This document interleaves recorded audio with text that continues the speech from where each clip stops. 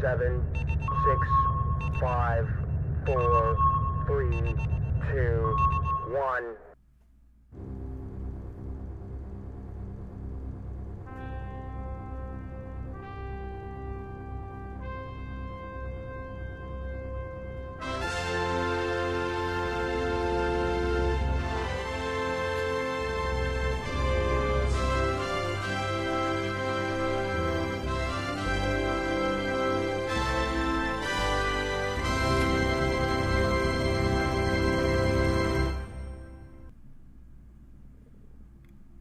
Bam. Hey, everybody. All right, perfect. I love it. Welcome to IFB at the Fleet Broadcasting. It's season 4 here, and it's our pop culture sci-fi entertainment channel brought to you by two guys that grew up watching all that great 70s and 80s TV movies, cartoons. I'm New York Pete. This is my best friend and buddy, Chris the Tipsy Toaster. Chris, what's up? A really bright light, evidently. Let's try this. Nah, it's not too bright. There we go. Oh. Well, that's better. Bringing on the mystery. That's it. It's all It was mystery. either that or the glare off my forehead, evidently. One of the two. You should be wearing the Lucifer helmet you have in the back. I need You know makeup. Makeup. Put the Lucifer head on. Yeah. Put the Lucifer dome on. You'd be perfect. We have a lot of our guests live here. Well, we have a guest, two guests. Well, I guess John01's not a guest. He's one of the part of the team, but we definitely have a special guest tonight. However, we got a lot of watchers, and here part of our tradition is we will toast to everybody because, you know, we have a saying that we'll bring up in a second, but we love all our fans, and there's a bunch of you guys watching live. So thank you, Lola, of course. Her name was Lola. And our boy Chuck Davenport's on there as well, and Paul and Chris Laskowski watching from Australia. Hey, Bert Oliver Bomer, man, how are you, buddy? Another great author. Yeah. Is it really Thursday again? Yes, my friend, it is.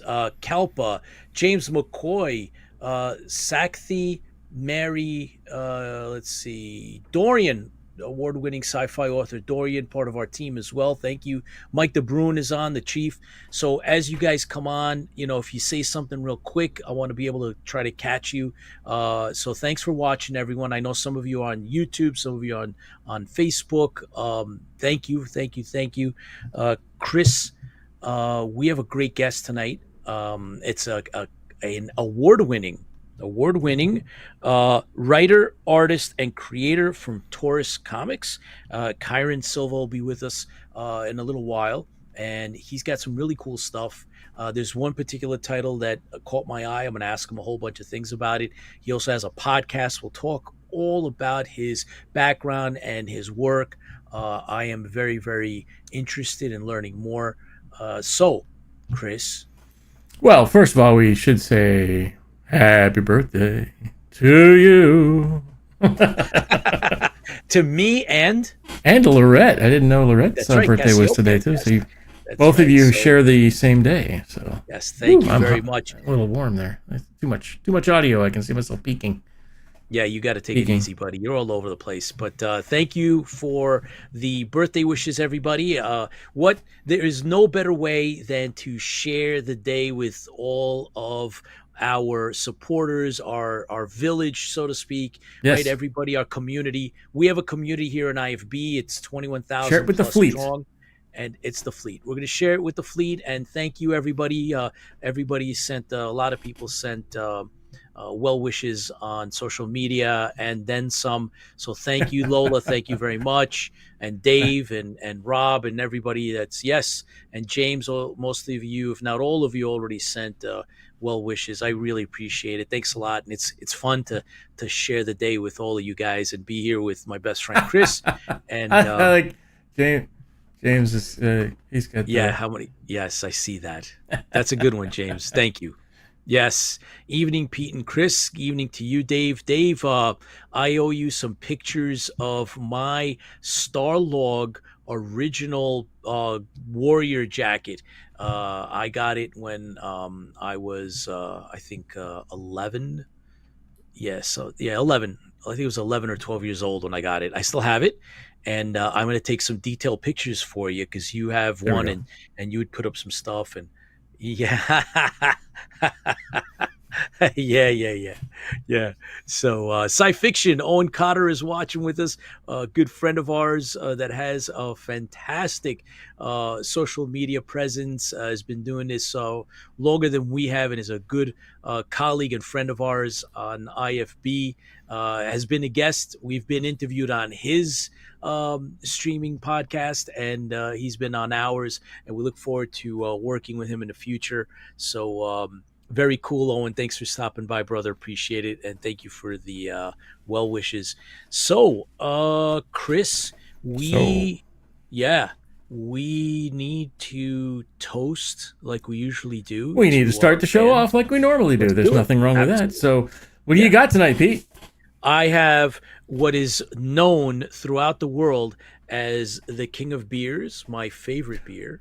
Wow, that's great. You never have that. It's like, I mean, you went out of your way to get that. That's awesome. Wait. You need to. Yeah, all right. You know, you kind of lost it in the beginning. The beginning was good. In the end, it didn't. I work on it. You know, I got to put it on my acting page. I'm working. You know, method actor there.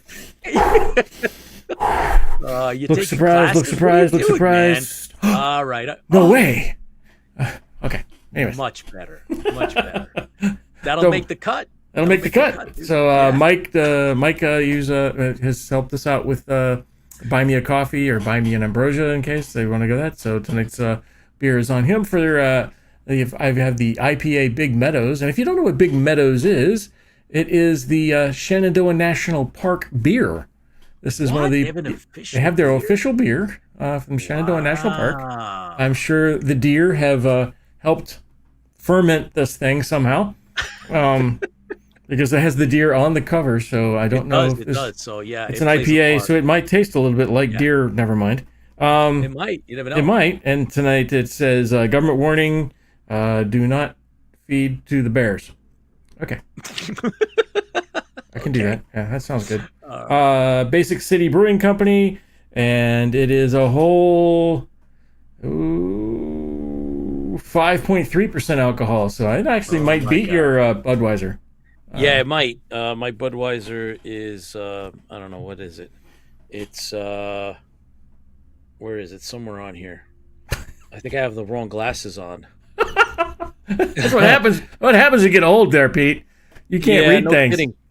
That's right. So let's take a picture. You know, I've seen people do it. You go take a picture of it and then blow it up. You'll be able to see it then. Get out your cell phone. Where's your cell phone at? Hold it up. I'll take a screenshot of it. We'll see if we can blow it up for you. Yeah. Susan's on with us, and Wayne Bratton is on, and Mike Steiner. Thanks for joining us, Mike. It's been a while. Sean Shallow, Mike the Bruin. Thank you for treating us to the beers tonight. And if you're ready. Yes, we ready to open these things up? Yeah. You know what? I'm going to show you my glass. Look, I'm doing an R2D2 tonight. Mine is still Blue Squadron because I haven't unpacked anything else yet. That's from the move. All right.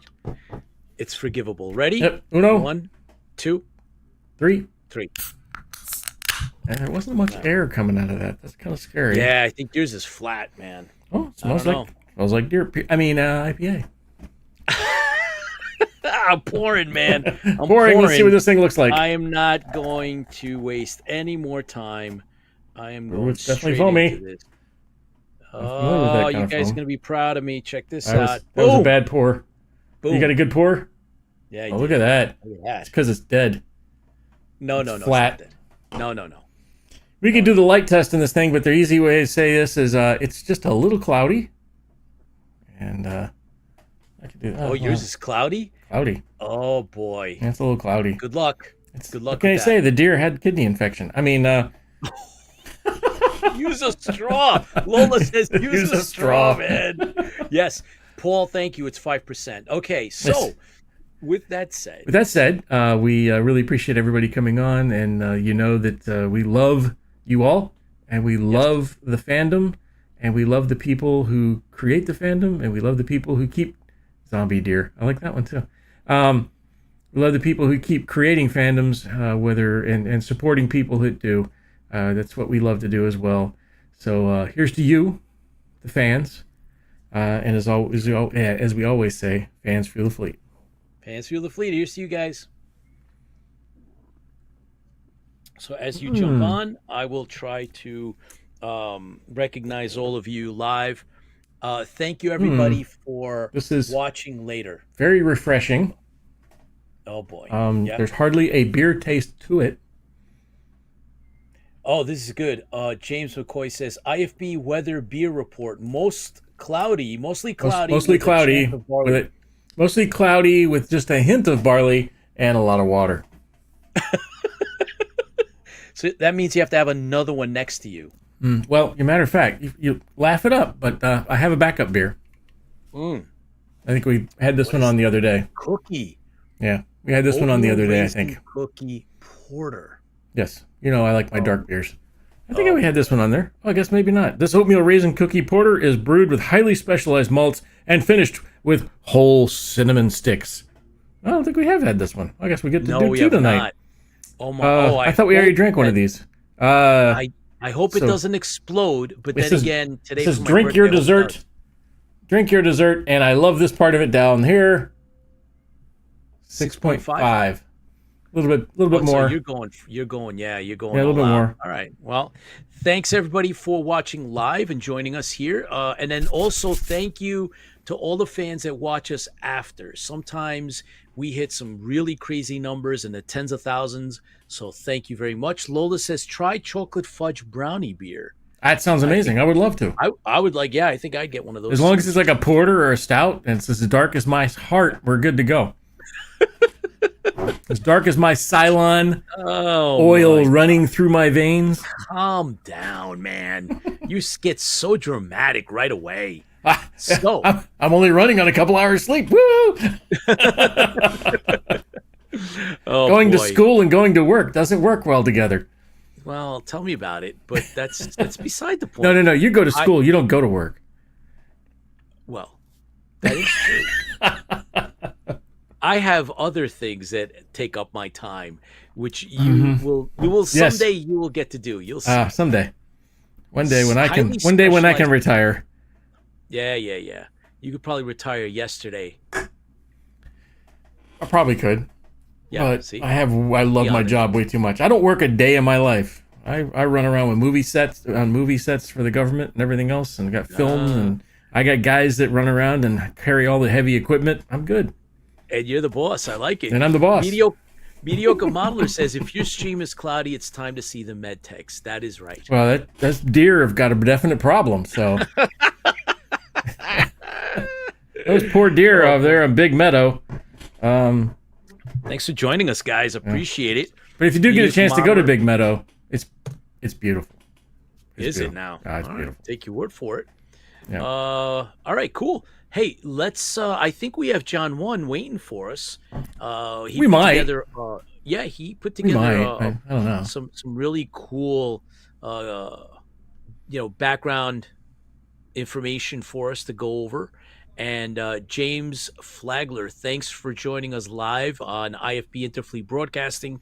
You jumped on right at the right time because we're going to have John01, our news anchor, come on and give us an update on some pretty cool things that are going on in the pop culture. Hold still, John. Damn it. John's moving all over the place. I'm trying to set him up so he doesn't. So he's in the center of the picture. He keeps moving on it. He's ready, man. Yep. He is holding back. I saw the stuff he's got. He got some. There's his lower third. Where's John at? All right. Interview, Tipsy. There's call 3. There we go. Yep. Move him over a little bit. Cool. There we go. That way. Yeah. Press buttons. Get over that way. We'll add some more of that. John01 inbound. That's right. Yep. There we go. He's kind of. Pete, you're a little high tonight. I'll just switch it over, but I'll bring you back down. Hang on. This is the fun. This is the fun part of live broadcasting. Watch this. I get to move everybody around. I can control everybody. I can turn Pete all this way. There's an earthquake. Digital earthquake. He's back down a little bit. You're crazy. All right, cool. Hey, John, what's going on, man? Hey, guys. How you doing? You guys hear me? Yep. Good. Yes, absolutely. I saw your deck. Your setup looks cool, and let's just welcome real quick.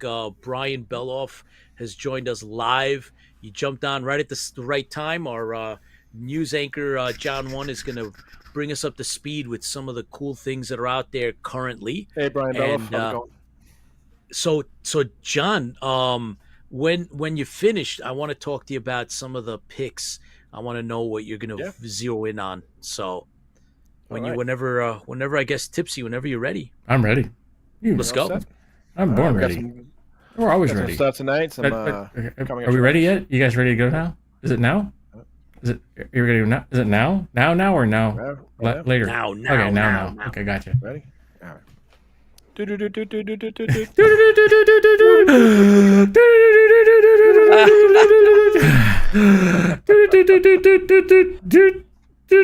And the news. Killing me. Hello, everyone. We have some good entertainment coming your way, but first, Furiosa. Yes. The origin story of the renegade warrior Furiosa before she meets Mad Max. It's from the same director that brought Mad Max Fury Road, and it's coming out on the 24th. It's about Furiosa, how she got taken away from her family, and she's trying to get back, and she meets up Immortal Joe and all the characters that were in the Mad Max Fury Road. And the first one was played by Charlize Theron, but unfortunately, I don't think she's going to be in these movies anymore because her and Tom Hardy are fighting. So that's it for them.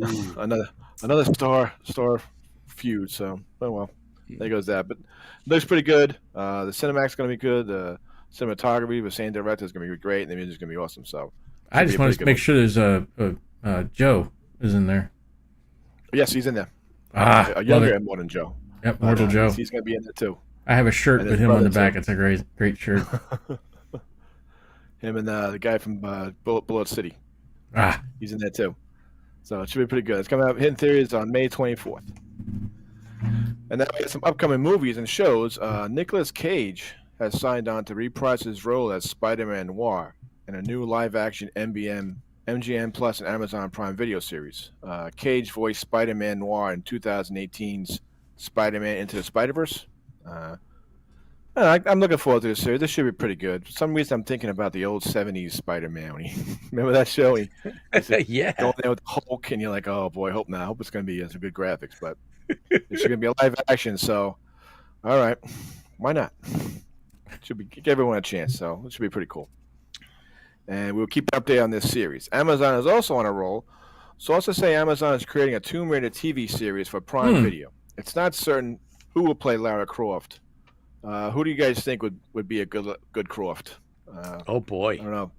New actresses, young actresses. It's probably going to be someone new. Haven't heard of it, but it's really pretty cool. Yeah. And remember WandaVision on Disney Plus? Well, the villain gets a spinoff. Agatha Harkness. She played the bad guy in the WandaVision. That was a friend, and then she turned out to be the witch. The series spoiled it for everyone. Spoiler alert. This series went through like 4 different name changes of the series, and they came up with the one thing, her song, Agatha All Along. So it's going to be Agatha All Along, the series, and it's a nod to Agatha's show-stealing song from WandaVision. Premieres on Disney Plus this September 18th. That should be good. There's some actresses in there. Pat Lapona's in there. A couple of actresses play witches, so it should be fun. One fun show to watch. And anyone having problems sleeping, this should help. Me, I know the first season did. Yes! Amazon's Lord of the Rings Season 2 will premiere August 29th, and we will see the rise of Sauron as he binds his enemies with the rings. So hopefully it should be pretty good. That should be the young Sauron before he turns evil. This should be pretty good. Let's take how many bets. I'll set that one up on a watch list for the nights I can't sleep for that one, and of course, waste of time. I mean, Wheel of Time. Wheel of Time, yeah. Oh boy. I don't think they made a 3rd season. But the trailers look pretty exciting, but I'll give it a chance. Why not? If I fall asleep, all the better for me. And Daredevil made the leap from Netflix to Disney Plus with a new title, Daredevil Born Again. All the original cast are back, which is good, even Kingpin, and all 18 episodes have been pushed back again to March 2025. So that date could change, but looks pretty good. Some series are going to be in it. Bullseye's going to be in it, called Bad Guys from the comics. So we're looking forward to that. And All good things, I guess. Amazon's The Boys got renewed for a season 5. Already, season 4 hasn't started. That doesn't start till June 13th. That's how good this series is. The actors, the people in it, they have 3 new heroes coming out. So we'll see which one survives. Hopefully I can see Homelander do his thing. And it's good because Homelander, he's the best guy. That's my favorite. And it will survive the trailer. For Dune, Prophecy has just been released. It takes place 10,000 years before Paul Atreides and centers on the beginning of the Sisterhood. That's the nuns that go marry into families and change power. The Bene Gesserit, how they came to power. Yeah. Dune is on a roll. Dune 2 will start airing on HBO Max May 21st. And Villeneuve is working on part 3. And now Millie Alcock's Supergirl will release June 26, 2026. DC is really dragging. But I hope they're making some good movies and not just throwing movies to compete with Marvel like the last couple movies they did. Hopefully they get some good storylines, good characters, and people are going to start really competing with Marvel. So I can't wait. So I wouldn't see if I'm right. If anyone has Apple Plus and has not seen Sugar, please do. Colin Farrell plays a private eye who's also a big movie buff. So when you see it, they'll snap out to like scenes from like The Big Sleep, Double Indemnity. But he's trying to investigate a missing person. But it takes, if you've seen it, kind of weird, and then it takes like an otherworldly, like a sci-fi in the last episode. I'm like, oh boy. So it's could be pretty good. So if you could check it out, Apple Plus, check it out. It's very good. And if anyone else has some comics, if you guys seen, Image has come out with Universal Monsters.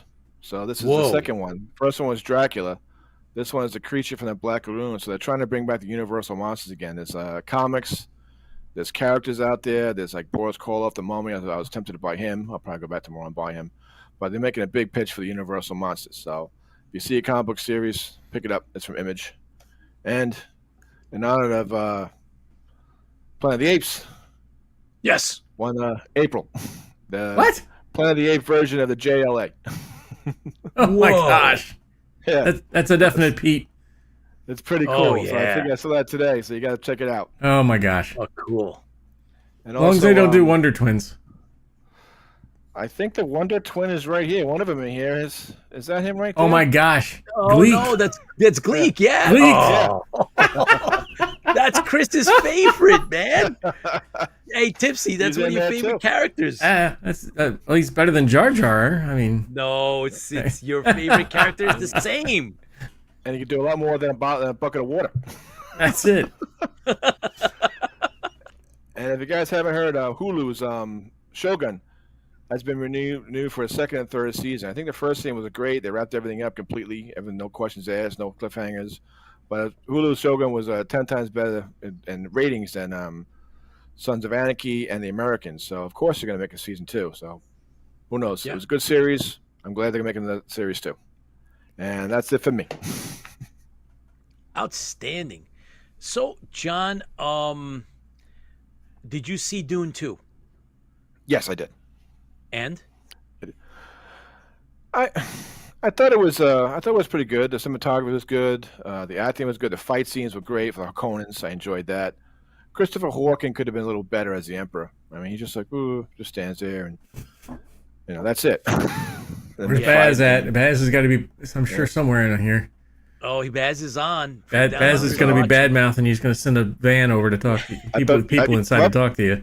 I did like it. I'm waiting for the part. The part 3 is going to be part of the books where they have like the jihad. They're going out into space to fight all the families. Yeah. So that's going to be in part 3. So that's looking pretty good. I watched it the other night. I thought it was really good. It was, it's long. Like if you look at it, you're going to be like, oh my God, it's long. But you watch it, and I could have easily seen it in the movie theater and enjoyed it just as much as I did at home.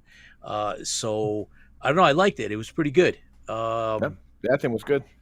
If you really like Dune 1, you like the books, it's definitely a good watch. I thought it was pretty good. I enjoyed it a lot. Watching you, John. Baz is on. Is gonna. Be careful. Baz, I didn't say I didn't like it, Baz. I like it. There you go. Rich Edwards, thanks for joining us, man. We're just finishing up our news anchor John 1's wrap up for up until it's pretty much the middle of May, and we usually try to stay on top of what's out there, and John does a fantastic job. So thank you, John, for giving us the Hey, wait a minute, have you heard this one yet? Barbarella?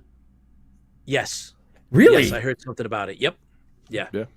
Oh, We'll thanks, see. Brian. I haven't heard about that one yet. That would be A lot of remakes out there. except Logan's Run. Right? It was supposed to be a Logan's Run remake. What the It was hell? supposed to be, never, That's what I thought, yeah. nothing happened to it. And what about Battlestar?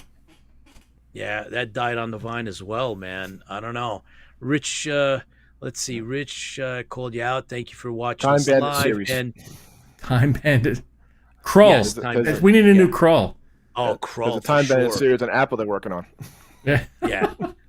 We need a new IFB Krull. I love Krull. Misango.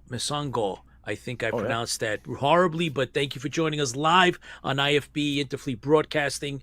We have a bunch of watchers, live watchers here from all, whether it be YouTube or the social media or some of Twitch or some of the other, jumping on. This is Interfleet Broadcasting, and we're doing a quick little wrap up of some of the pop culture shows, movies, comics that are out there, and we're lining up for our special guest that's going to be on, and we're going to talk hopefully a deep dive into his work, and then we'll talk about he has a podcast. So I want to hear about I Drive for Cerber. Yep. Yeah, man. I mean, Alien Nation was supposed to have a remake too. Cool. Yeah, no kidding.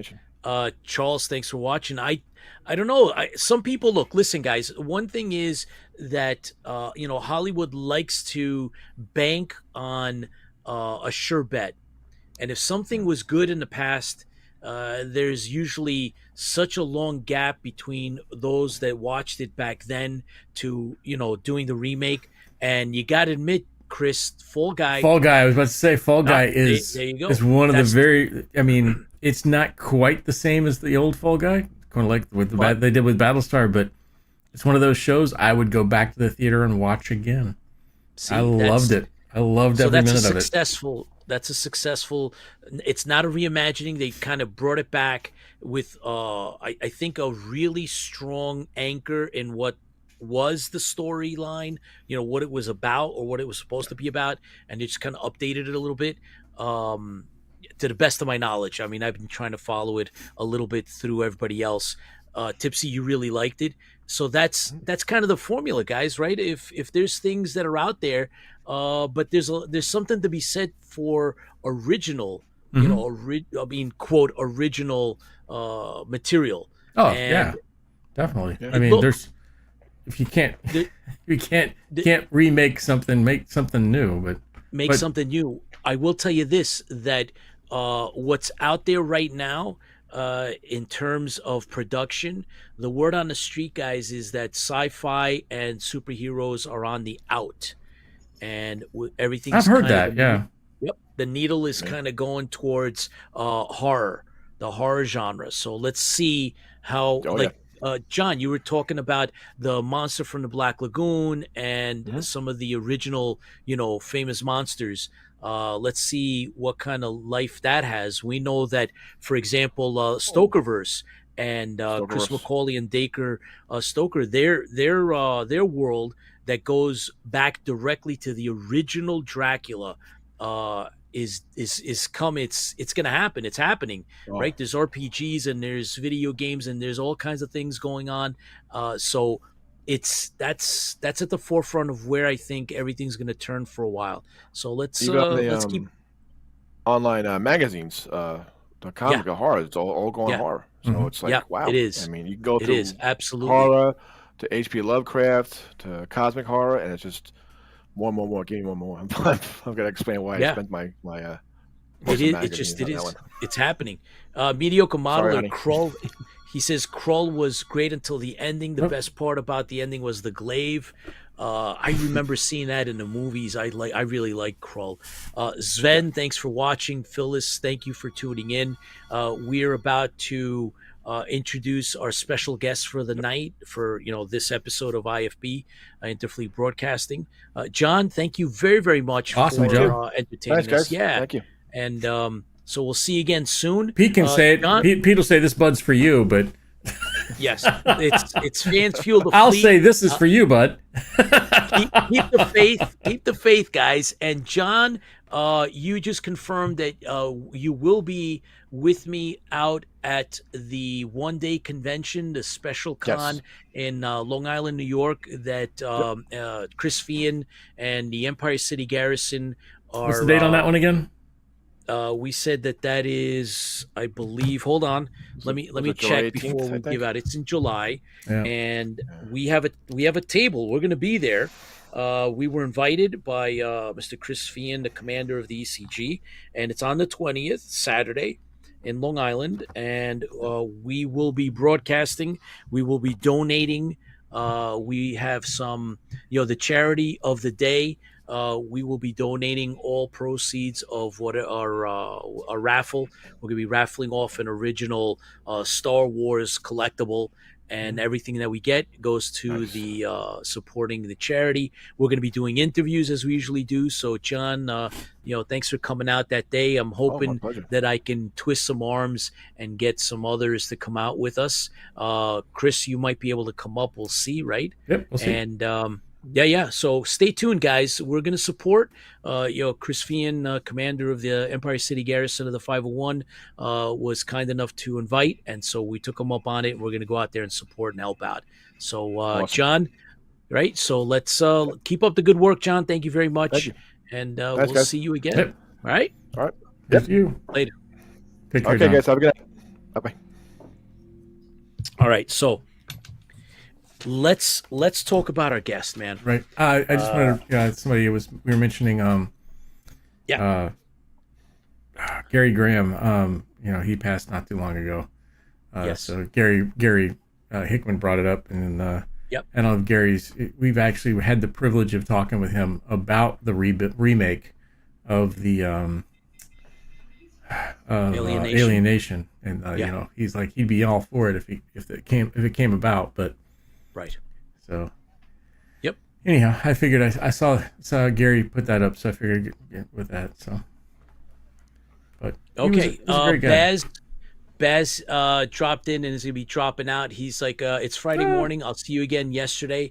Thanks, Baz, for dropping in. Please watch rerun. Our special guest is. He's in the future, anyways. Just give us if Baz could just text me the winning numbers for the lottery since you're in the future. Yeah. Kyrun Silva, award-winning writer, artist, and creator of Taurus Comics. He's actually won the Comic Burrito Award and Ringo Award-nominated creator. He also is part of a podcast which is called Four Tales, with it's him and Danny. So he's going to tell us a lot about what that's like. I know that doing a little background research, his podcast covers comic books, Marvel, DC, but mostly I think the indie, from what I understand. But he'll come on and he'll tell us all about that. I'm curious to know more about his style and his stories and how he comes up with them, and we'll talk about where we can get that stuff and conventions and all the good stuff, how he does his world building and his artwork, and where we can find some of this stuff. So looking forward to having him on. I think he's waiting. We're ready to go when you are. Ready to go. So let's bring on our guest and let's start talking comic books. Kyrun, how are you, man? Thank you for joining us here on IFB. Hey, thank you for having me. I'm glad to be here. It sounds like you guys have a great crowd, so I'm glad to be introduced to them and hope you guys enjoy the show with me. Oh, absolutely, man. This is great. Let's see. Mediocre Modeler just mentioned, he said, go build something, buddy. I think that's in response to Baz. Baz from Down Under, Kyrun, he's built if you're familiar with the new Battlestar Galactica, he built a Mark II 1-to-1 scale Viper in his garage, and now he's working on the trailer so he can move it around, and that's been a labor of love.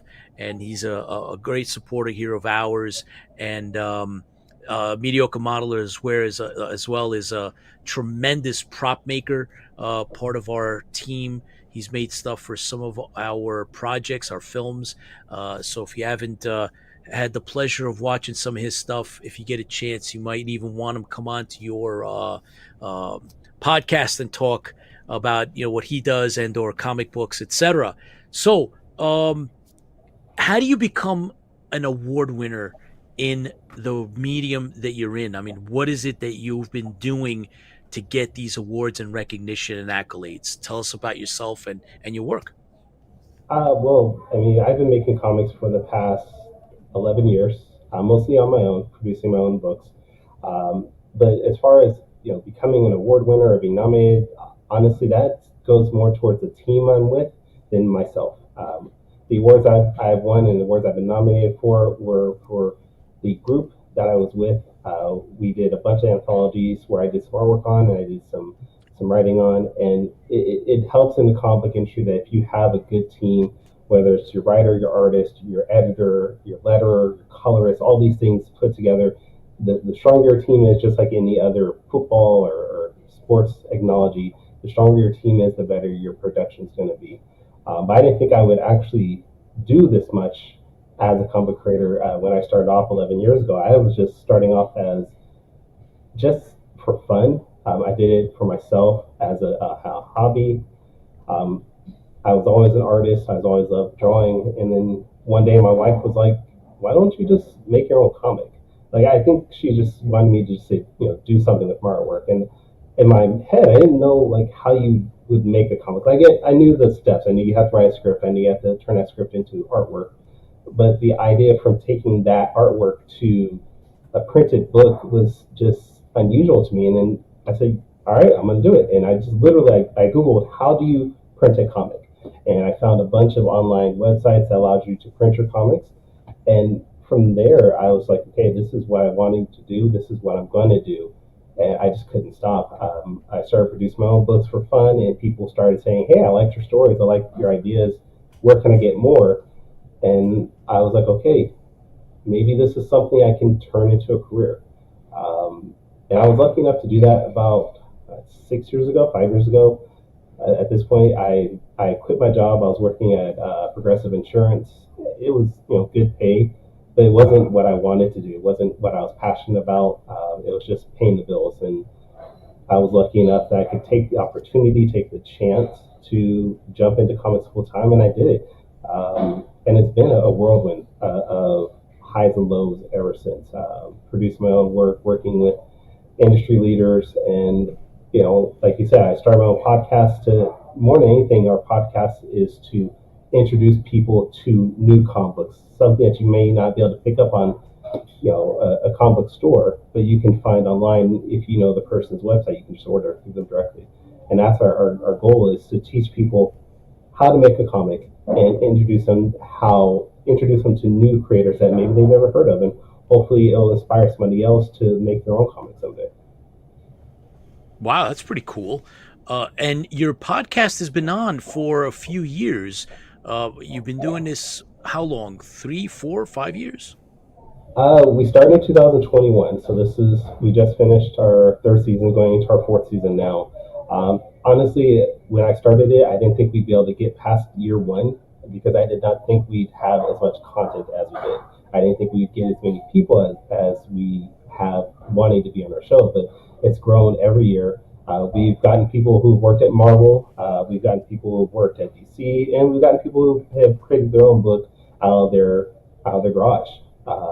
But it's a great experience just talking to people and introducing our audience to new creations and new books more than anything. Wow, that's great, man. It's something that is not obviously simple, especially to wrap your head around. Well, I have a story, maybe I can draw a little bit to the fact that you've actually published your work, and it's got to be tremendous to be able to say, and feel, that in front of you, you actually can see. And in some cases, I'm sure you've actually, you do have comic books that are hard copies, not only the digital. And it's got to be an incredible, feeling. How many have you actually published? And how do you, is everything yours, or do you also take on other artists? Everything from Taurus Comics is all mine. I don't accept outside books at this point, just because I want to be able to control everything as much as possible. I'm a little bit of a control freak in that regard. In the last few years, I've produced 11 of my own books, but I've also worked on other titles for other people at the same time. Oh, And it is a great feeling. I mean, I remember the first book I ever produced was called Shaman's Destiny. And I remember the first time I got it, I literally opened up the box and started smelling the box because I didn't think it was real. It was like, it's like, this doesn't really feel real. It was like one of those things where it had this unique smell. I was like, what is that smell? What is this? And it is something that if you've ever, like you're mentioning your I think his name was Bass, is that right? Yep.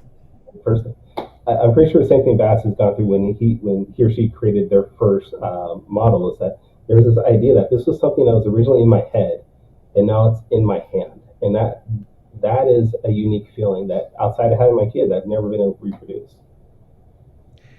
well, so tell us, collecting 6 issues of the original series, Shaman's Destiny, 132-page book of fun and excitement.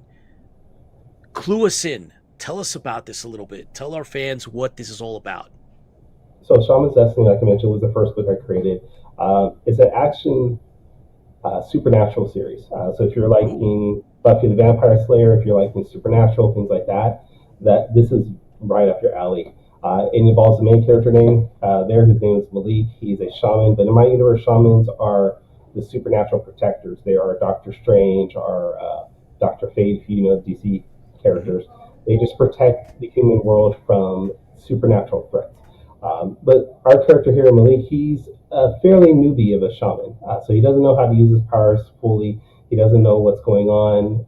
So he has to make this journey to find the source of his powers. Along the way, he's joined with this talking rabbit named Jeff, who you find in the story has been alive for thousands of years. He also is joined by a shapeshifter by the name of Dominic. And it's just this wild, crazy adventure where Malik goes the story starts in Mexico, makes his way through San Diego, travels up to Sacramento, all the way into Nevada. So he just has this long, perilous journey where he fights demons and otherworldly creatures. And anything that you can think of that's just weird is all thrown into this book in some way. Well, that's cool. How long did it take you to actually, go from a concept to now having it, fully, completely done in terms of artwork and laid out and written out, and then put out for sale? How long did that take you? The first book took me probably about 6 months. Most of that was just developing the story mostly, and writing the script for it. But it was usually about 6 months. A couple months was just drawing it. So I'm not the quickest of artists, but I can do a page or two a day, depending on what the matter is. Wow. But if you can, once I have, at least for me, once I have the story in hand and I have the idea of what I want to put on that paper, pages fly pretty quickly. Everything else, though, like you're scrolling through the other books I have, things like Starcore and Saw the Lightning Wielder, I don't draw those books. I write the story out and I have somebody else draw them because I'm working on other projects. So those are going to take a little bit longer, just because depending on the artist that I work with. But everything I'd say at this level that I'm at, you can probably get a book done within half a year easily. Wow. Do you how do you see the industry? Because there's a lot of talk of delays in actually having things printed. I know that there's one way of getting work out is, like the Comixology or the E-type versus the physical. Is there any truth to any of that? There's definitely delays in the supply right now. Actually, if you scroll through there, you'll notice that a couple of my books are low in stock or they're completely sold out. And that's because I'm waiting for them to be replenished by the printer. So that the Wow. idea that there is delays is a real thing. Um, as far as e-readers are definitely increasing in the amount of readership that we've seen over the past few years, mostly through COVID from now. I don't see it being something that would overtake the industry.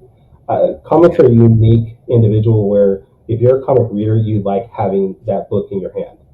There's something to be able to flip through the page and really inspecting the page that I think is unique to just a regular book. So personally, I don't think you'll see e-readership at any point soon overtake physical copies, but the amount of people that read digital comics are definitely increasing every year, and that's great because that's just another venue that you can get a comic to somebody, especially with the way shipping prices are, especially with the way, like we were mentioning, the supply chain having issues, even in comic books and printing. Any way I can get a comic into your hand, I'm going to do it if I can find a way. Wow, cool. Kyrun, give me a second. I just want to recognize Kim Harms and Jesse Garza, Winthrop, David Mosley, Yolanda. Thank you for joining us live. We're here on IFB Interfleet Broadcasting. We have a special guest tonight from Taurus Comics, the actual creator publisher. Kyrun Silva, who's taken the time out from doing his thing, who has his own podcast. Him and I guess your good buddy, and you've come on to IFB to tell us about your work, which is absolutely cool. There's a couple of questions that we always like to bring up. One of them is, are you a fan of what you present? Are you a sci-fi fan? Are you a manga, anime, I don't know, fantasy, or is it just something that you've decided you're gonna try? No, I'm definitely a sci-fi fan. I'm a huge fan of Star Wars and Star Trek. I love Deep Space Nine. It's my favorite Star Trek series. I'm also into New Generation, and I also watched Voyager. I did watch a lot of the '70s ones. I got Battlestar Galactica. I didn't get to watch the remake though. It just never fell into my lap to watch. But I am a huge sci-fi fan. Fantasy, I'm not really that much into, but I'll watch some Lord of the Rings. Yay! I've watched. I'm not I've a watched fantasy fan either. I've watched all Lord of the Rings. I've watched the Hobbit movies. I have not watched the new Lord of the Rings series, but from what you guys told me, it feels like I don't have to. It feels like I don't need to watch it. Well, good. Okay. See, there's a reason that Kyrun that we mentioned this. Like yourself, you've interviewed a lot of professionals and the like in the industry, and so have we. More the authors, more the behind the scenes, whether from television or movies, and what we've discovered is that those that are fans bring another quality to their work, something that's missing when it's just someone that is just portraying, just you can get a writer that writes and writes well, but when they're not a fan, it shows. You There's can no tell as a passion. fan. You can tell, yeah, the passion for what they're Authenticity. So they're doing. right. You're right. Yeah. So I'm a huge fan of and just comics in general. I've been a fan of since I was a kid. I still read comics to this day, and it's a passion that I have, and a lot of what I do right now is not just to feed my own soul for comics, but I have a mission to maybe feed the next generation and get them into Yay! comics and other geeky things. Because I see, and not that manga or anything like that, or anime are bad, but I do see a lot of younger generations bypassing comics in general, and I want to get them back into that and show them how a comic can enrich you and make you feel just as good as anything else out there. So what is your strategy? How do you go about doing that, and how can we help you do that? I mean, the biggest thing is exposure. Honestly, just showing a kid that, hey, the comics aren't just for older people. There's comic ranges from 7-year-old kids that can read a comic all the way up to 99. There's things out there for everybody, and just showing them, hey, this is a comic. It's nothing unusual that you can just pick up and don't be afraid of it. I feel like there's a stigma that with comics that a younger generation has, that they just look at it and think, oh, this is for older people. Yeah, I'll watch the movie, I'll Interesting. watch the TV shows, but a comic itself it's not cool. It's not what I want to do, and that's one of the things. It's just showing them, hey, comics can be cool because it's not just superhero stuff. There's action, there's adventure, there's drama, there's slice of life, there's everything that you can read in every other genre, from novels to mangas to TV shows that you can find in the comics. So don't think of it as just Superman or Batman. Think of Superman and Batman as one aspect of all of the other things that are part of the complex. Okay, since you mentioned, Batman, Superman, if you had to pick one of your superheroes from any one of the comic books that you've put out, and you had the opportunity to, say, create a movie or a series, is there one that stands out? Yeah, it'd be Starcore. I've only produced one issue of it, but it's the one book that I produced that I feel like easily translates to an animated feature. It's about a young teenager who's in high school. He finds this alien battle suit that ends up being the most powerful weapon in the universe. And now he's deciding if he wants to still stay in school or travel the universe. And there's just all these scenarios that he can go through just being himself, but having the most powerful weapon in his hands also. So that could easily, I feel like, turn into a short film. It could turn into an animated TV series. It could turn into so many things. And I think uh, based off the feedback I've gotten, it's the thing that people seem to really want the next issue for. Interesting. And what that specific Star Core? Did you write, illustrate? What was your specific role with that one? That one I wrote and did all the character design. So every book that comes from Taurus Comics, I do all the character designs for, even though I might not draw the book. But all the Okay. characters are coming out of my head. But I did all the writing and the scripting for that one. And the only reason that is because I wanted a specific animated look to it. The full book, it has a Saturday morning cartoon look, and Oh, I specifically found a comic book artist that does that style. And I was like, this is the style I wanted this book to look like, because this is the one, like I said, I feel like I could easily say, here, Nickelodeon, this is what I have. Do you want to turn this into something? Here, Cartoon Network, this is what I have. This is what people are saying about it. What do you want to do with this? And I feel like the style and the story fits perfectly in that mode. wow. Oh, wow. That's a great strategy to keep that in mind. Not to mention you have the liberty of, publishing, and you have this repertoire, this library of others that you did, so that you could kind of focus in on making one just like that. That's really cool. One of the books that you did, is called My Hero Among Superheroes. Is your dad a superhero? My dad might be, and I'm going to find out for sure. You got to tell me about that. What's that Okay, all about? so I want to be honest on everything. That is actually not my book. That's my wife's book.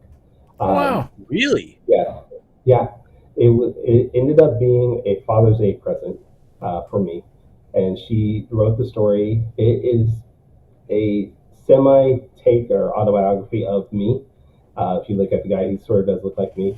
But it's a point of view of my youngest son watching me be his dad and go through my everyday life. But to my son, everything I'm doing is superhero in my actions. My wife wrote it, and she started off as a short story, but then she said, "Hey, I have this great story. I want to turn it into a comic and give it to you as a Father's Day gift." And I was like, "Great. Do you want me to draw it?" She's like, "No, I want it to be a little bit of a surprise for you." It's like, Wow. okay. And so she hired her cousin to draw it. So her cousin did all the artwork on it, and it was a great Father's Day gift. But I said, I love the story on this. I want to give it to the people to read. And she was very hesitant in doing it at first. She's like, I don't want anybody to read it. I said, no, you did an amazing job on this story. You and your cousin, you guys did a fantastic job. Let's let other people see it. And she's like, okay, if you want to sell it, you can. And it everybody that's read it has enjoyed it. It's 16 pages, so it's not a long story, but it's just something that just people can really get to. And if you're a father, it's something that touches your heart because it's seeing your dad. Just as a dad, we struggle with doing certain things, but to our kids, especially when they're younger, they don't see us struggling. They just see us overcoming these obstacles, and that's everything you get in that book. Very cool. Very cool. So tell us, where are you now, and where do you go? I mean, you've accomplished a heck of a lot, but I know there's always more. So you got to tell us, where are you and where are you going? Well, funny you mentioned that. I was just hired to become editor-in-chief of Fourth Wall Productions. They are a company based out of North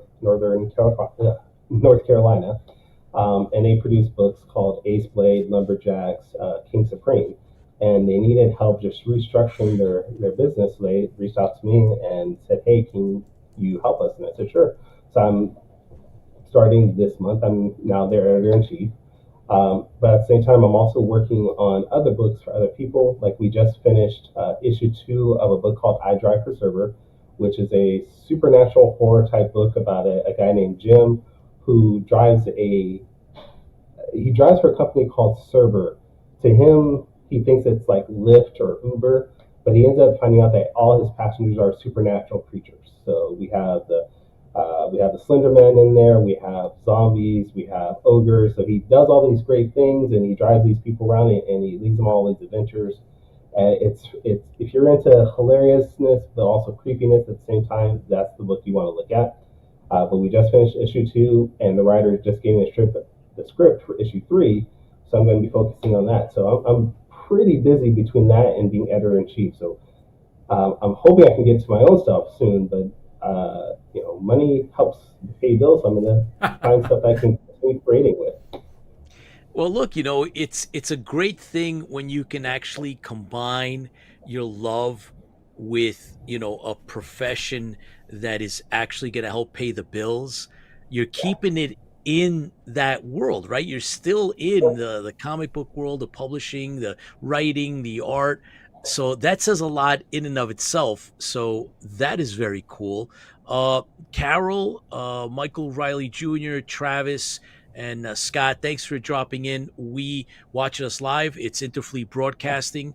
New York Pete. I'm here with our guest, Kyrun Silva, who is an award-winning writer, artist, creator of Taurus Comics, and we're going over where he's at in terms of publishing and putting out all the, like, at least I think you said 11 comic books and then some, and now you're branching out, editor-in-chief of another now publishing or publisher, and you'll be working on that stuff as long with your own work.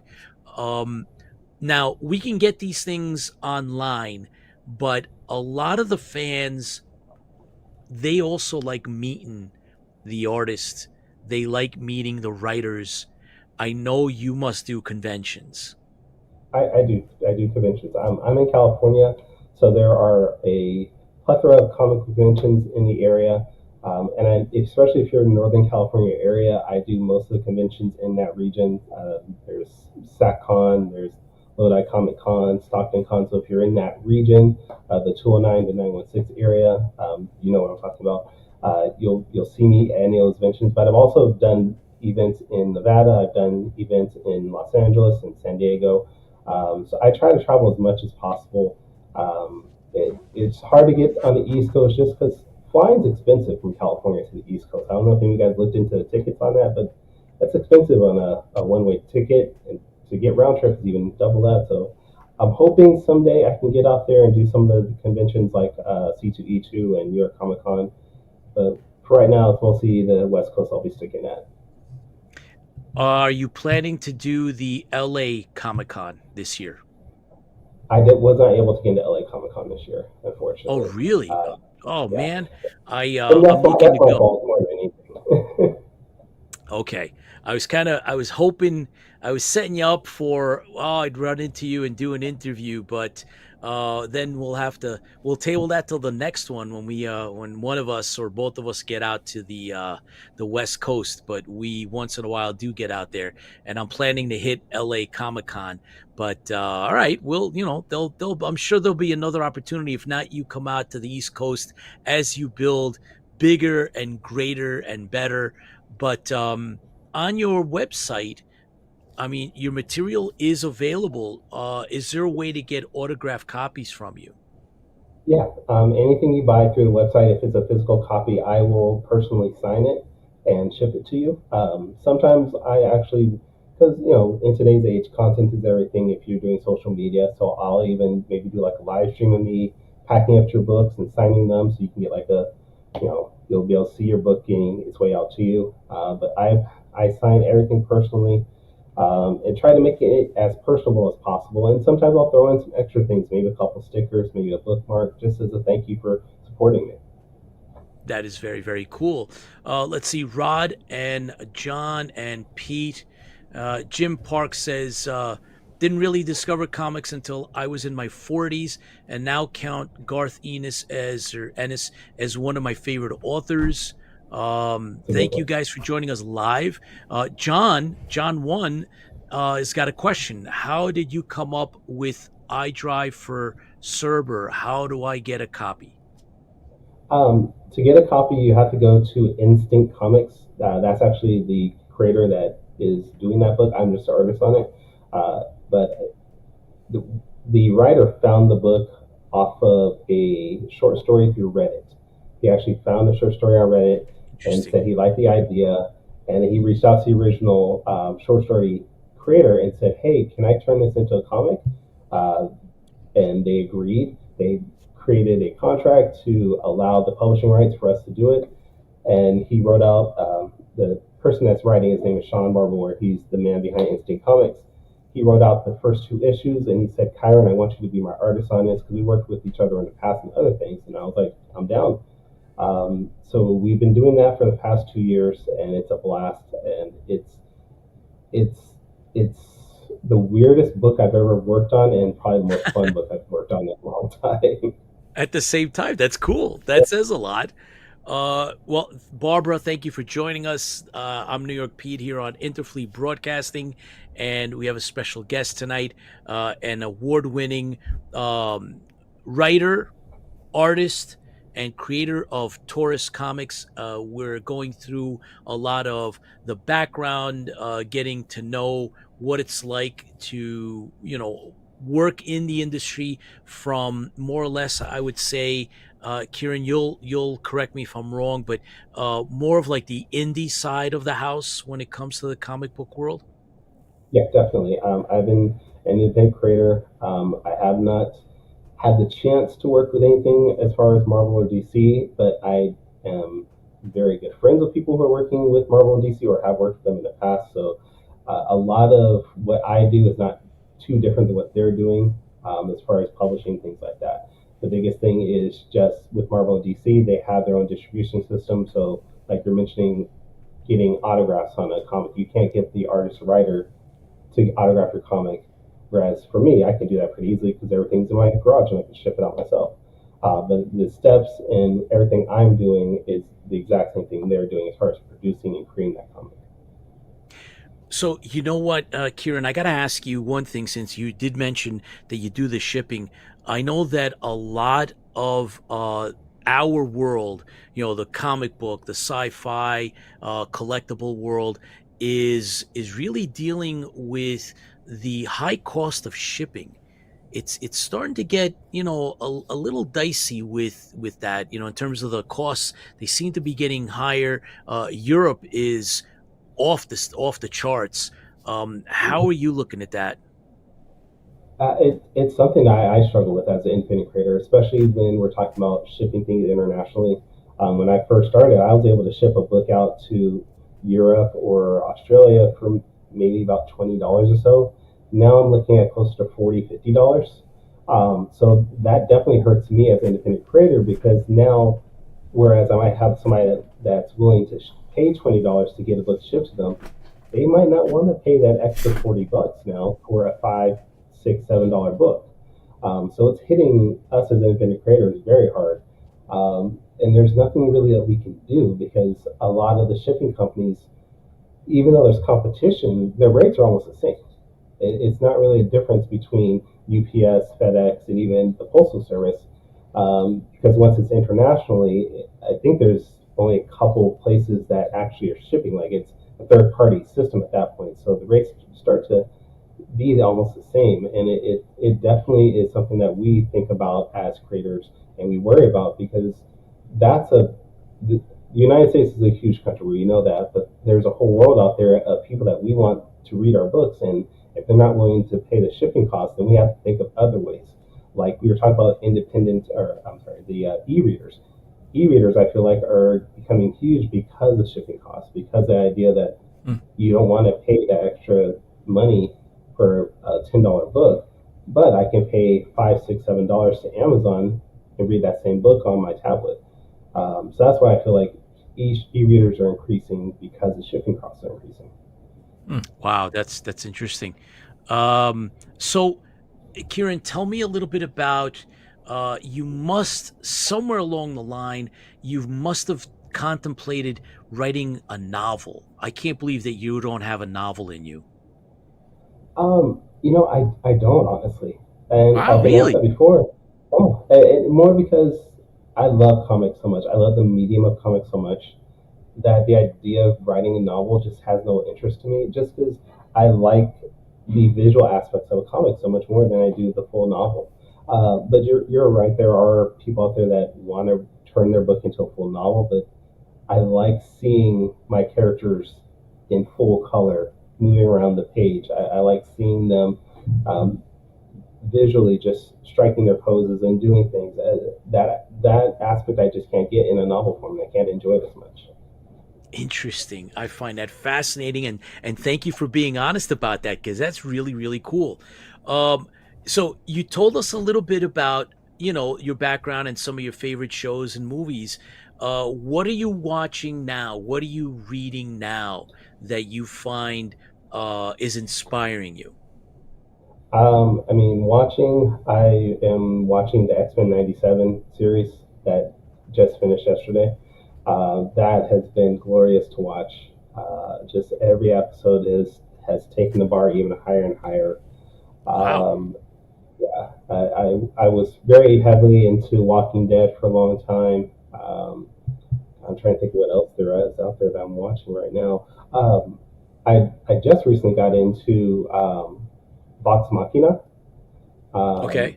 I didn't hear about it, didn't know about it until just 2 months ago, and I just watched the entire 2 seasons that they have within a week, because I was just like, this is unusual and different than anything else out there.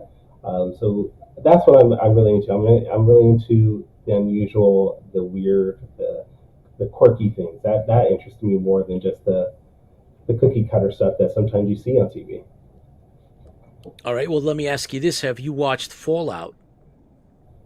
No, I have not. Only because I have not played the games, so the interest wasn't there for me to watch it compared to other things. But it is on my watch list of things to watch. You said quirky, and I watched it, and I think you're going to enjoy it. Okay. So, recommendation. Okay. Well, with the X-Men series ending this week, and if anybody's interested, because we talked about my podcast this Saturday, if you watch the X-Men series and you want to get a deep dive recap of it, we're actually doing a full review of the entire first season of X-Men 97 this Saturday on the Four Tales podcast. So if you guys want to check us out, you can.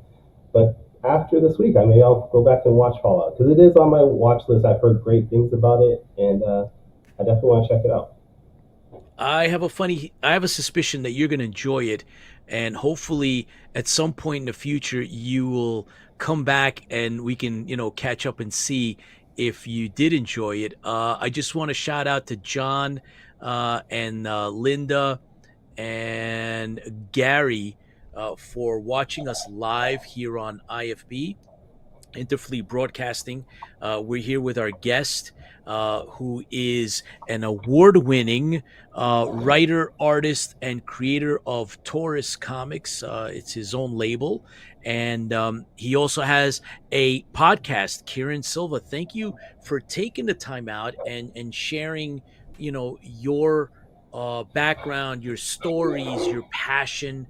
We hope that you can circle back at some point and bring us back up to speed on where you're at, because I know you got all these things that you're doing, and you're the editor in chief, you did mention, of this new line that you're working on, which is still in that comic book world, which is great. And at some point hopefully we'll catch up to you at some comic book convention that you might be guesting, which you have done in the past, which is cool. And Tipsy Toaster, what do you have on your mind here with our guest? Well, you know what I want to know.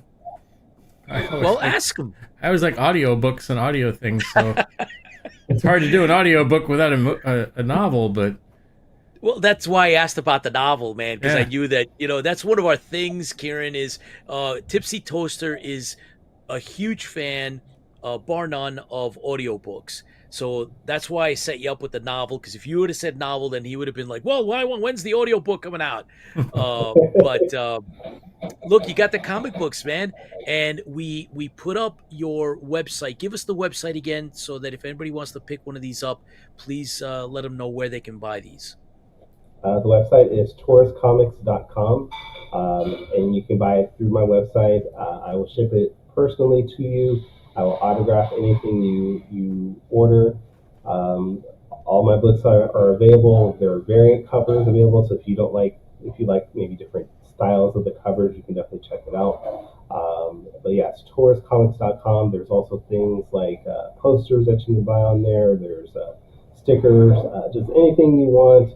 Have some bundles, so if you want to maybe try everything, there's a bundle for everything. Or if you just want to try, each number one issue, just get like a little bit of a taste of everything, they're all available there for you. Outstanding. Well, Kyrun, thank you again, man. I'm really, I really enjoyed our conversation, and I really like the fact that you've taken, the bull by the horns. You went out there and you did this for yourself, and it's been successful. And we really enjoy talking to, the man on the street, the guy that does it like you, right? It's one thing, like you've said, you've had on your podcast that you do with your buddy Danny. You guys have done the Marvel, and you've done the DC, and you've done the guys that are on another level, right? But the guys that are all up in it like you are, right? You're doing this grassroots, and you've been successful. I believe that you are one of those examples that can be emulated, right? Look, Kyrun Silva is committed to doing it. He stayed on target, and he's done it, and he's doing it, which to me is an inspiration. And I know it's inspiration to a lot of our fans that are watching. And I wish you continued luck, Kyrun, on everything that you do. Open door. We want you to come back. We want to come back and hear more about your successes, and keep us in the loop, man. Hey, I will gladly come back anytime you guys want me on here. I will come back again. Cool. Well, this toast is all about you and your company and your publishing and Taurus Comics and everything that you've done. So, Tipsy, you get the last words as usual. Yeah, so thank you. It's people like you that create those universes and make new fandoms. So it's great to have you on, and we look forward to seeing what else you bring. So here's to you. Here's to you, buddy. So we will see you again in the future. Again, thanks for coming on. No problem. Thanks for having me. Yep. Take care. All right. So, man, see, that is the beauty of having, the different, outlooks and, it's just incredible, right? I love the idea that we are able to get people, Chris, that have not only, right, because remember, it's not about just having a passion, because we all have passions, Right. right? A fan is passionate, but there are those that are able to then, go one step into another dimension, and that is, making it, right? Writing and publishing it, Right. getting it out there, right? And he's so passionate. He's like, we asked him the question, "Hey, you gonna do a novel?" I was like, "Nah, that doesn't interest me because I have such a passion for comics. I have such a so there's nothing wrong with that. That's fantastic." No. So, And you know what's cool? It's that he is focused, right? He's focused. Right. He was upfront and said, "Nope, this is where I'm at." Now, who's to say that, years from now or next week or tomorrow, his mind might change, but at least right now, where he's at. Very, very cool. So for you guys that are interested, go check out Taurus Comics and, check it out. I know that there's a couple of things that I'm very interested in. And I just want to also thank Jim Park for tuning in. Of course, Charlene is out there. Thank you, Charlene and Lola, for, tuning in. I believe that we are also scheduled to have another guest. Yeah. So it's funny that we were on there, and I just sent that special guest a text while we're on board. Okay. And said, "Hey, happy birthday from Interfleet Broadcasting." And very cool. This is make sure I don't spam her. Okay, yeah, here we go. So I don't have her phone number showing there, but I do have her in text. But she texted back. Thank you, Chris and gang. And that is, of course, from Lorette Spang, Cassiopeia from the original Battlestar Galactica. Who's also celebrating a day today. Yes, and she is going to be a guest here on IFB Interfleet Broadcasting. And this is the book that she will be discussing, The Cliffs of Schizophrenia, A Mother and Son's Perspective, Jake and Lorette McCook. Yep. And we hope to have Jake on as well. And that's maybe right. Molly would be there too. Yeah, Molly may be there as well. So, guys, please put this on your calendar, right? Original Cassiopeia, Lorette Spang, is going to be on. And May 25th is, at noon.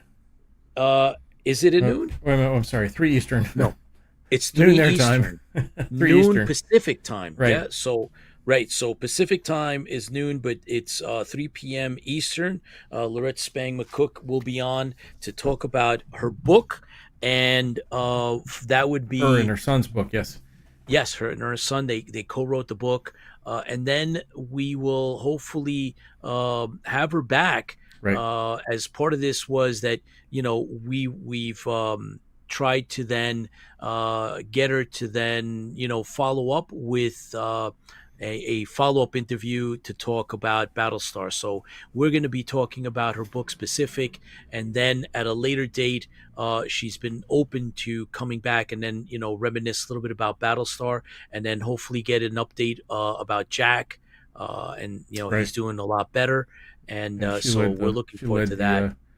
Led the charge on getting helping Jack get money for his injuries. That's right. Stanley and Dale, thank you for joining us live on Interfleet Broadcasting. I've been trying, as part of what we do, to always get shout outs for everybody that's on. Bran, are you coming on? We have time for you. If you want to jump on, we'd love to have you. And if he's, if we do. So we have another guest coming on, part of our we'll see. team, yes, that does our Star Trek updates. Brand Stimson, who is a high-ranking official from the the official International Star Trek Association, and he's going to hopefully be able to pop on and give us an update on all things Star Trek. I just finished watching the latest episode of Discovery, and I am going to hold my review of the last season until I watch the whole thing. So far, so far so good. I I'm was looking forward to. even the very first one. I watched the first season. I'm like, no. It's but like I said, I'm gonna wait to watch the whole thing before I give my 2 cents. We're looking forward to Strange New Worlds and hoping to see how that plays out. One of our good friends and supporters is involved. We'll get more into that as that is released publicly. Also, guys, stay tuned for IFB Presents. So periodically, we're going to have Tipsy and I will be coming on, and we're going to be doing another short spin-off, and we will be presenting, how-tos, how to set up your comic book, your novel, with individuals that have actually done it and are doing it. They will be our guests on IFB Presents, and they will be telling us how to do it. It's like, how do you actually, start or lay out the world building for a novel that you want to do? What are your resources?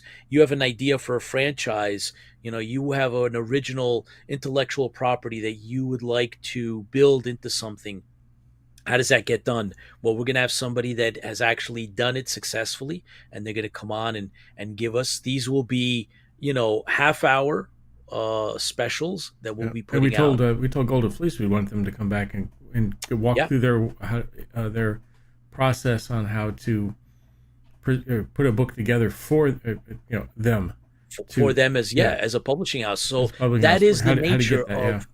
Yeah, and there might be a part 1 and part 2 depending on how much information there is, but that is part of our original vision. Tipsy Toaster, when we first started, this is our 4th season, and when we originally started, there was this vision that you had, Chris, about branching out from this main show, IFB Interfleet Broadcasting, and having our specials, like we said we're going to do, as well as our IFB exclusives. We have more lined up, and we're going to put these out periodically, so you guys just watch for that. Bran, if you have if you don't have one of your original links to come on. Does it need a link? Yeah, actually, Tipsy will send you something in a minute or so.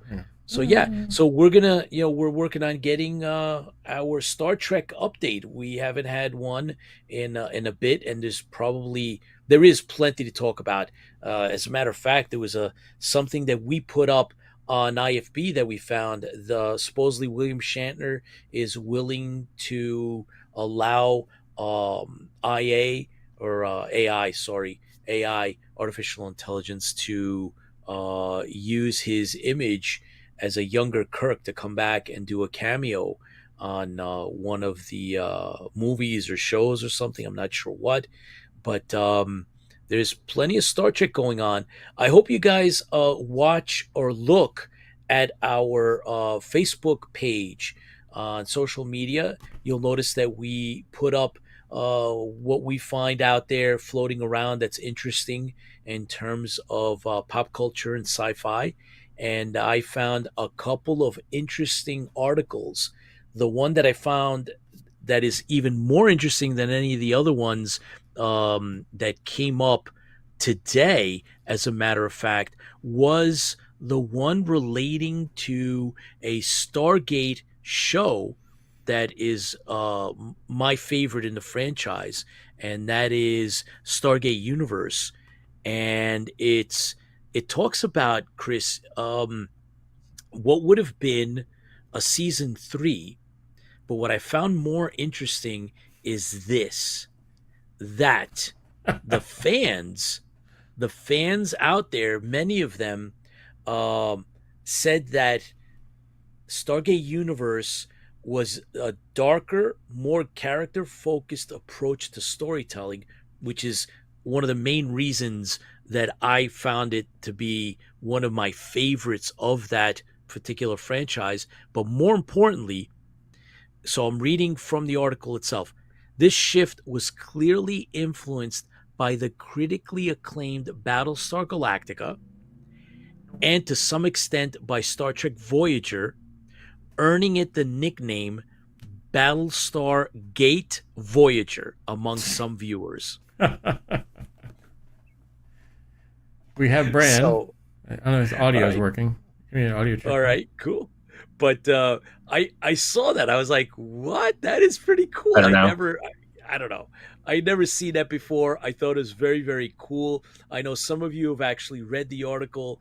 I was a fan of Stargate. I still am a fan of Stargate, but Stargate Universe was one of the big ones. So I believe that Bran is ready to go. Yes, Commanding Officer USS Tiburon, but Quite also the shirt. yes, quite the shirt. We'll love it. Oh, But thank you. Bran, you also are a high-ranking official of the International Star Trek Association. Yes, the Starfleet, the International Star Trek Fan Association Incorporated, which turns 50 in about 9 days. Wow. Wow. Yeah, it'll be 50 years old. I think it's Memorial Weekend. I don't know if it's 26th or 25th. Dates, whatever. But yeah, Starfleet turns 50 this year, or I should say Starfleet International, the full title. But yeah, I'm the chief of membership services for Starfleet. I sit on their executive committee called the EC, and that department oversees a bunch of stuff like recruitment, retention, processing of the memberships, recognition, so awards and promotions, onboarding and orientation. I think that's everything. I might have forgot something. There's so much, right? Yeah, that's Starfleet. We're been around for a while. I've been a member myself for, I don't know, going on 20 years now, I think. First ran into Starfleet when I was in the Navy, actually in Virginia, and wanted that Star Trek connection, right? Hang out with friends and do all that Star Trek stuff back in the Navy early guy. 90s, when you didn't have websites and stuff. But so yeah, that's the Tiburon is the Denver, Colorado chapter of Starfleet, and that's what we do. We just do all the fun stuff, right? Yeah, of course. Why not? We love all that stuff. Yeah. By the way, Bran, we have Kevin Murphy and Susie, Richard Lane, Brad, Janny, Samuel, Michael Morlock, Stan, another Mike Arriaga, Madeline, Diane, Thomas, Ali, and Roy Simmons, all watching us live, as well as all the others. Thank you, everybody, for joining us on Interfleet Broadcasting. We have our Star Trek update by Mr. Bran Stimson, the commanding officer of USS Tiburon.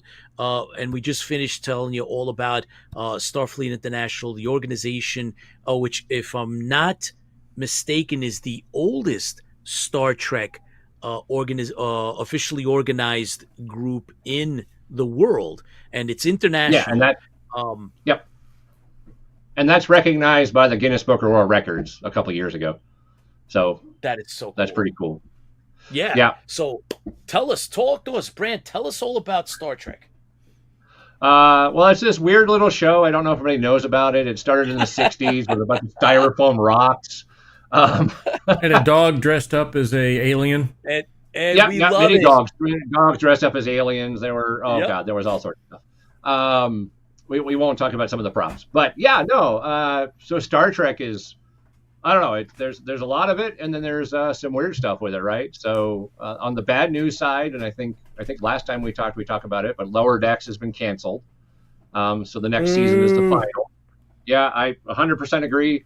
I don't understand why Paramount is doing that, but it's probably because they're trying to sell off, the whole thing, themselves. Yep.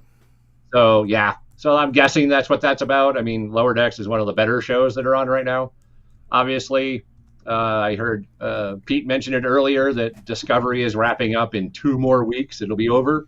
Yeah, it's not that bad, Tipsy. It's really not. Gee darn. You have to get past some of it. Ignore the Klingons, and I think it gets better. And some of the Klingons are pretty cool. Just the makeup is a little rough. There we go. But yeah, so we got another season of Lower Decks coming. Of course, we have 2 more seasons already announced of Strange New Worlds. IDW Comics just announced the other day that sometime just before September, so late August, is going to be their 500th Star Trek comic, and it's going to be the big crossover with all their different comics in one kind of story kind of thing going on.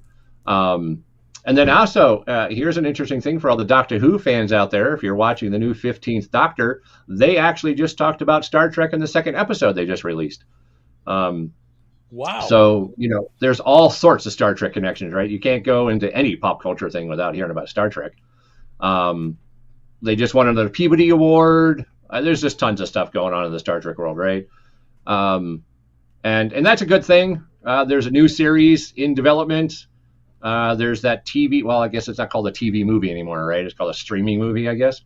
For Section 31, and the TV show in development is the Starfleet Academy show, which will probably feature Tilly. Not official yet, but I think we can all make that assumption based on how they're setting this up. And then, oh God, see, this is where my street cred gets ruined because I forgot the actress name who voices Mariner. Anyway, when somebody yells it at me, go ahead. But she is actually on the writing team for the Academy, so that's pretty cool that they brought her in for that because they liked what she was doing with Mariner on Lower Decks. So what is her name? Oh my gosh. Somebody knows, right? Somebody's going to tell me. Somebody will put it up, yes. Brand, have you heard anything about a comedy? A Star Trek comedy live action? Lower Decks was the animated version, and there's been a rumor that perhaps they're canceling the animated version to bring a live action version, which you could probably go back and look at the Strange New Worlds episode, Strange New Worlds, Those Old Scientists, where Mariner and Boimler came into the real world on Enterprise there in Strange New Worlds. And had a great time and was able to kick those characters from the animated version into the real world, which I think was fantastic. And I think it's great that they've kind of made the characters look like the actors that voice them. I think that helped that a lot, because I'm not going to look like a great guy in Star Trek, because it's just not going to work that way. But yeah, no, I haven't heard anything official yet about that. It's one of those rumor mills. It's kind of like Shatner coming out, like you mentioned earlier, and wanting to be okay with being AI youngerized. What's that called? Yeah. Whatever. So de-aged. De-aged. There it is. Yeah, de-aged. I'm glad Bill is out there and still kicking at 93, if I remember right. Yeah, that's insane. But if you see him live now, you can see the age is catching up with him really fast. So. He's not quite as agile as he used to be, but he's still out there, still doing stuff, still being Bill.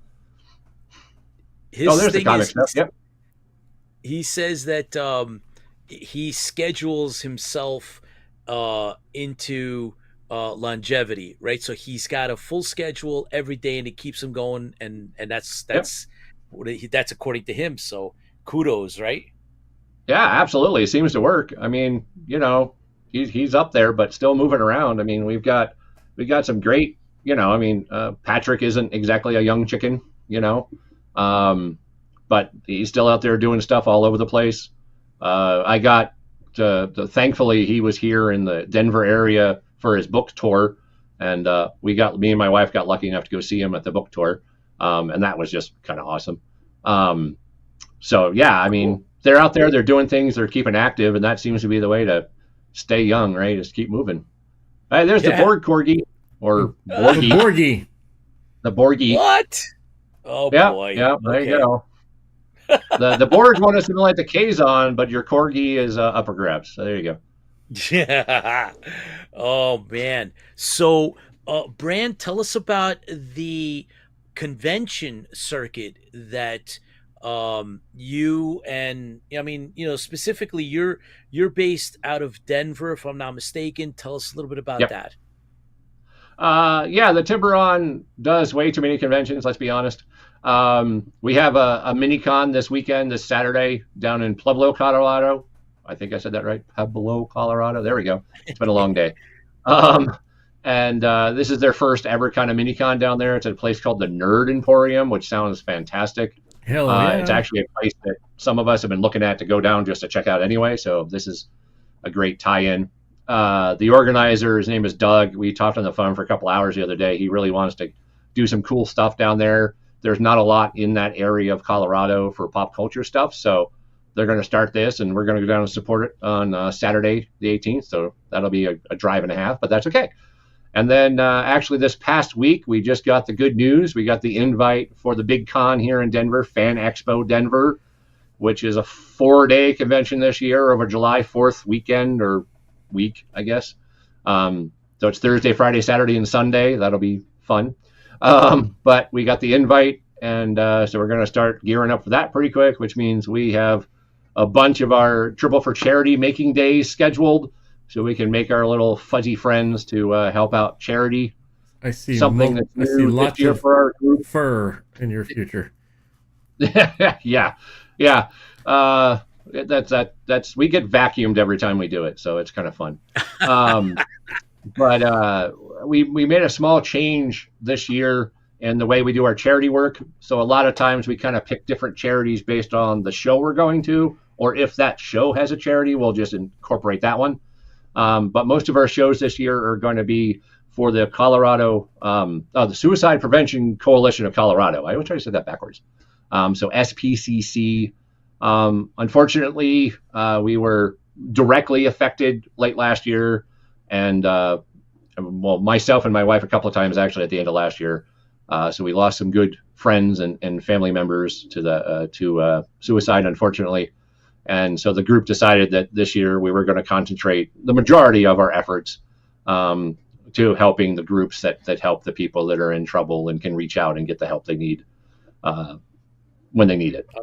Outstanding. And That's then really cool. after Fan Expo, we've got a full slate in August. We have 2 conventions in August. We're slated to go to Colorado Springs Comic Con, and then the weekend after that will be Fort Collins Comic Con. We just got invited to another mini-con in September. So I think we do 8 or 9 conventions if you count the mini-cons, which are usually little 1-day or 2-day events. They're not big setups. Fan Expo is the big setup. And then Wicked West Comic Expo, which was a couple of months back, is kind of the first big show we do. So it's when we kind of shake the dust off and set up everything and figure out what we need to fix that we forgot about at the end of last year or didn't care about by the time we were done, and just threw everything in storage and was like, we're done with this for now. We'll come back when the snow melts and figure it out. But yeah, so we're really busy here in the Denver area. We try to stay busy. We like to share, the fandom and all the props and all the stories, and it's amazing how many people have Star Trek stories, whether it's watching it with their family when they were kids, or meeting the stars at a convention, or running into them at an airport. There's always a story.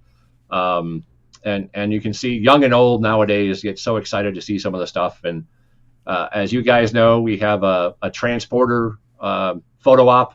It's a 9-foot tall and 5-foot wide light up transporter. It's based on the Defiance transporter from Deep Space Nine. And then we also have a Borg regeneration chamber, or alcove, which was actually the first photo prop we built. And that's about the same size, actually. And everybody loves to get on those things and get their picture taken and reminisce and pick up all the props from the weirdly shaped phasers to the tribbles to you name it. It's a lot of fun. It's a lot of work, but it's a lot of fun, and we enjoy it quite a bit.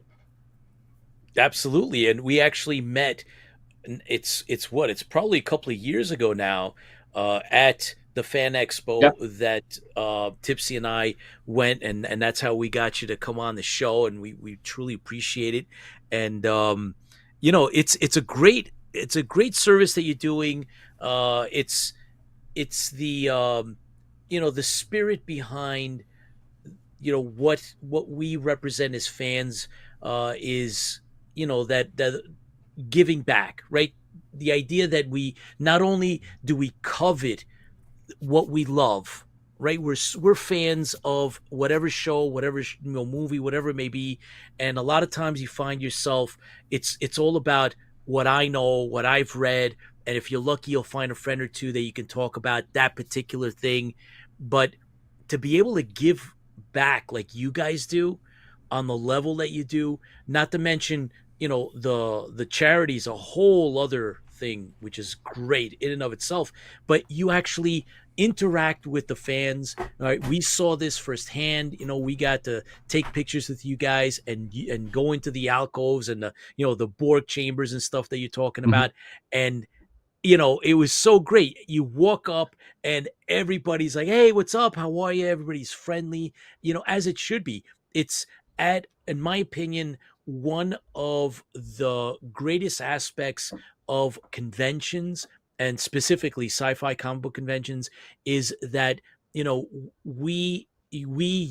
us, we're all open-armed about, what we enjoy, and we want to share it with everybody. And it's great. It puts a smile on everybody's face. So I know that I've thanked you before, but I want to make sure that on air we especially thank all the efforts that your group does. There are Star Wars groups that do the same, and all of them that you make everybody feel good, not only in putting up the props, but in the way you interact, Brand, because we experienced it firsthand before we knew you, before you knew about the show or anything else.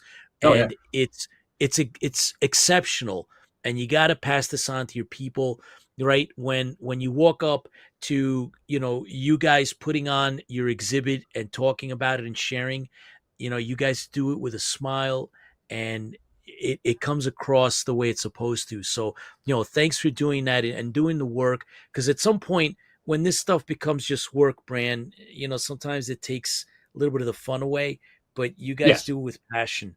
So thank you. That's usually when we're loading the grid wall, is when that doesn't become fun anymore. Of or course, 3 hours of tying the pieces together. But yeah, no, I mean, that's what it's all about, right? It's about sharing. I think you were mentioning it before I came on, right? We all have this passion, and you can either hold it all in and sit in your room and enjoy it, and that's great, right? Because we can watch it all day, right? And then, but when you get out there and you start talking to people, and then even if you're having a bad day, the cons are long days. You're out there for 10, 11, 12 hours, if not longer, sometimes, if it's a setup or teardown day. Yeah. But when an adult or even a kid comes over and they see something and they see the bet left and they get all excited, or they see a tribble and they get excited, and then there's like a whole interaction and a whole story. And you spend, 10, 15 minutes talking to somebody, whether they've watched the original series when it was on the air for the first time and they snuck downstairs to hide behind the couch to watch it when their parents weren't paying attention, which I'm pretty sure they knew, but that's okay. Or they're brand new and they just saw Lower Decks for the first time, or Strange New Worlds, which, is a great show for that, or even Discovery, or the J.J. Abrams movies. Like, we have many members right now. I'd say we have a handful of members that was their introduction to Star Trek, was the J.J. Abrams Star Trek movie in 2009. And that made them go back to watch the rest. There's an interview. So for anybody who doesn't know, during the shows, there's an after show for the last few years called The Ready Room, which Will Wheaton is the host of. And they do interviews with the different stars, and they do behind the scenes stuff. And it's really cool. Will gets to put his geek on and have a lot of fun. So, and he's goofy as heck, but that's okay. I mean, a little sad they're only 15 minutes now instead of like the half hour, but hey, I'll live. But in tonight's, they do an interview with David Ajala, who plays Booker Cleveland on Discovery, who plays a big part in the show, the episode today that we won't talk about, in case you haven't watched it. But he talks about the fact that he was in the Royal Shakespearean, whatever that thing's called, with Patrick. And until he met Patrick, he didn't care about Star Trek. And this was back in the early 2000s. So it's after Patrick's time on Trek. And Patrick and David in the story tells that at breaks or after the show or whenever, they would talk about it. And Patrick would talk about the warmth and stuff that the Next Gen cast had and his experiences with Star Trek. and now David's on Star Trek. So it's come full circle, and now they see each other at conventions. So now they're also, they have two worlds now, Shakespeare and Star Trek, to kind of combine. And that's the kind of cool connections, right? I mean, there's all these different ways that people get involved with any of the fandoms. I have really good friends that are over in the 501st. Some of them are members, some of them aren't, and that's fine. We all get along. You were talking about Stargate Universe while I was trying to get in. I love Stargate Universe, right? It was a great show that I think died pretty quick because it was so radically different from SG-1 and Atlantis, and I think that lost some of its following. But kind of like Disco, right? Disco is really different than all other Star Treks. Right. And, we already know Tipsy loves it to death. He watches it every minute he can, but he just doesn't admit it. It's all right. Right. Yeah. It's in his programming. It's all right. Yeah. But the only reason why I don't watch it is it doesn't have Jar Jar Binks in it. So. Yeah. Okay. More robots. That's what Tipsy wants. More robots. Yeah. Bran, it's the show that has robots, actually. Yeah, I don't know what the heck, man. So Bran, I know that you mentioned the 501. I know that the LA away team, which is another adjacent Star Trek group. There's an LA one. I know that there's a New York City one. And then of course there's your group as well. You're international association, but do any of your members, at least out of the region that you're in, right? Do any of them get to, or have they participated in any of the the Starfleet magazine maybe, or any of the shoots or movies or anything like that? There have been some members of the international organization, Starfleet, whatever, long title, that have been kind of background actors and stuff. I know that happens a little bit more in the Star Wars area because those guys, have their screen accurate costumes. So really you have like a whole bunch of fans that you could just put in the background as stormtroopers and you don't have to make all those costumes. But I know we've had members that have been background. We've had members that have done different things with the shows and stuff over the years. We were lucky for a little while, but Dr. Erin McDonald, the astrophysicist that's now the consultant for Star Trek, she was a member of our group for a while until she got that gig, and then the NDA, she couldn't be part of a fan group and still do the same thing. But oh wow. Every time we see Erin, we get to hang out and have conversations and nudge her to see if she'll say anything, which she never does, but it's okay. But we talk about past stuff, which is still really cool. And I think that's another cool part about Star Trek is they bother to talk to real scientists to say, hey, we're going to do this thing on the show. It's obviously sci-fi, but is there any reality here that we can kind of put in or kind of twist and that's really cool. But back to your question. So there's been a bunch of people in the background and stuff. We have a whole bunch of people that do different podcasts and stuff like that. But nobody that's really been on screen, like that's done like lines or anything. No, but that's still cool. I'm aware. That's cool. That's the whole idea that, there is this other side of, being in an association, in a group that, it does have a link. There is another part of that. It's not just you get together and you talk whatever, you're into, whether it be, for example, we said Stargate or Star Wars or Star Trek, and you do it with that passion. You go to conventions, but is there a link? Could it ever? And it does. On occasion, it does. Which is cool. Yeah, which is awesome. Yeah. And I was Aaron, go ahead. Well, I was setting you up because I knew that the answer is a yes and no, and that there is the gray area, but that it does exist because, like you had said, we know that Star Wars, we know that the 501 does have, this pipeline, but we also know that Star Trek also does have a little bit of a connection. So that's good. It's great. There is a balance. Yeah, there is. And actually, to go back to Dr. McDonald, Dr. Erin, she's been a Star Trek fan since she was in college, and she started doing, as an astrophysicist, just doing panels at conventions. And that's how eventually she got asked to come in and be a consultant for the show. Wow. So yeah, That's so that's the story. That's the arc. There is that she was just doing conventions because she liked to go out and hang out with us geeks that like Star Trek and Star Wars and everything, and talk about real world science stuff that's really awesome. And then the show's like, hey, do you want to come over and consult on this stuff? And she's like, yes. I mean, who would say Yeah, no? of course. I wouldn't say no. Of course. Yeah. Yeah. That is Put me on so a plane. I'll be cool. there tomorrow. No kidding. Well, Bran, as usual, we always have a lot of fun talking about the Star Trek world in general, and of course with specifics.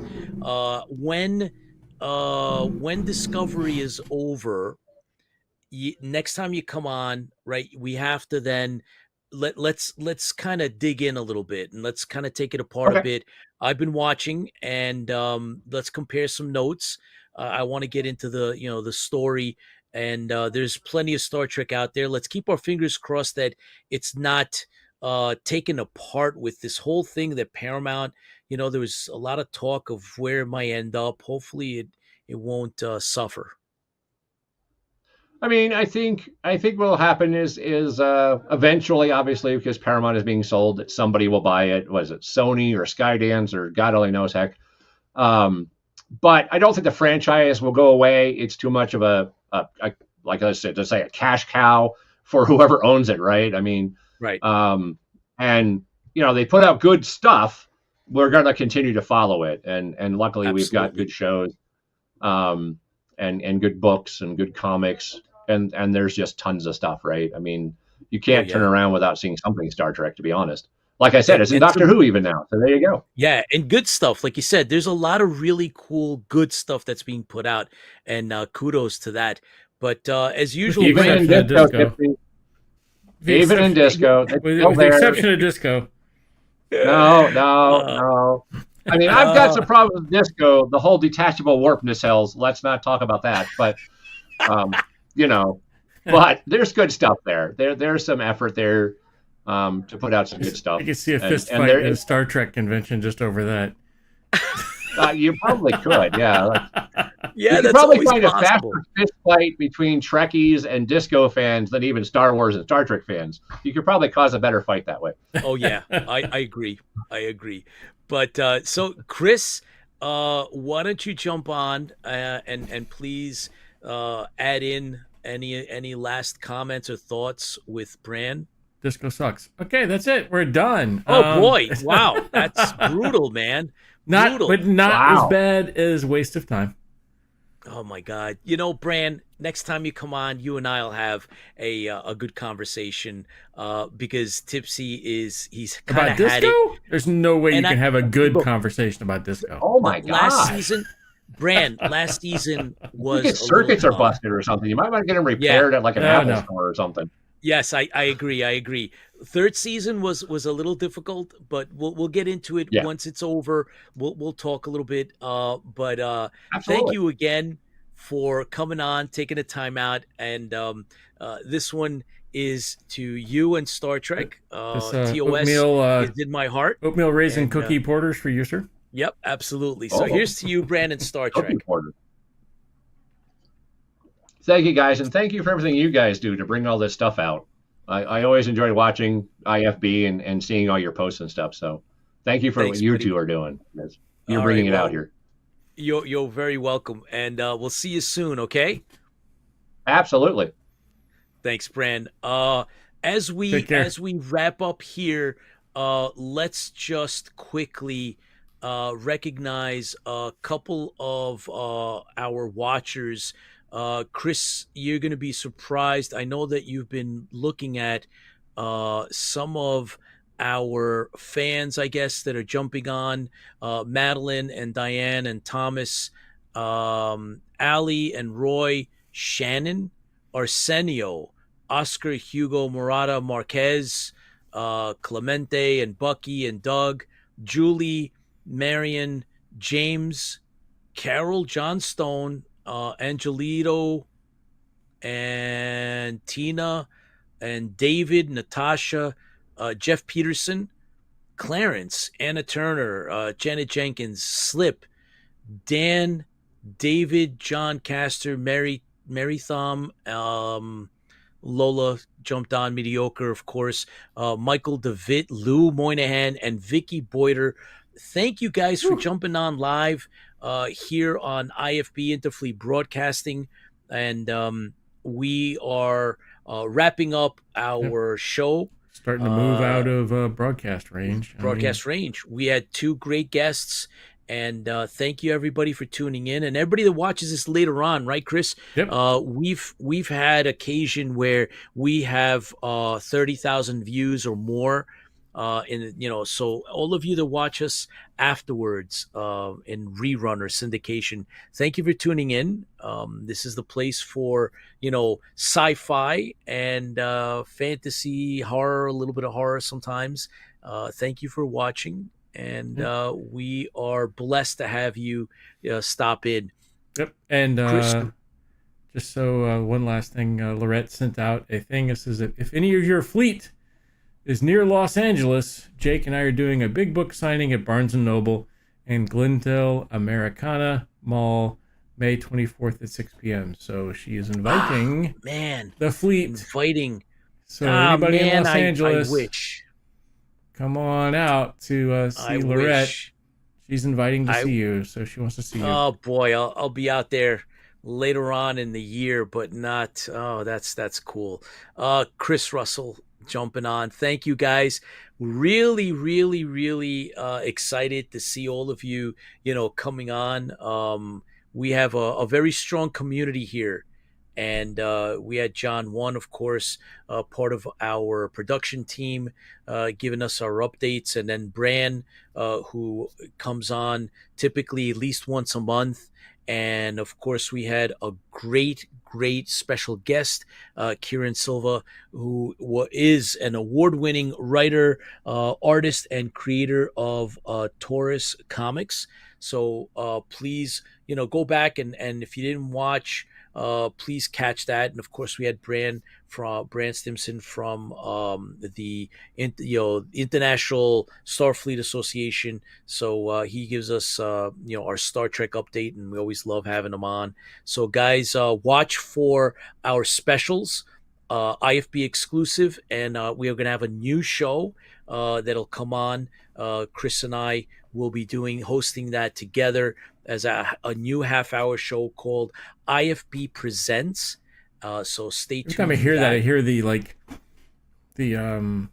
what's that? The doo-doo-doo. It's like yeah.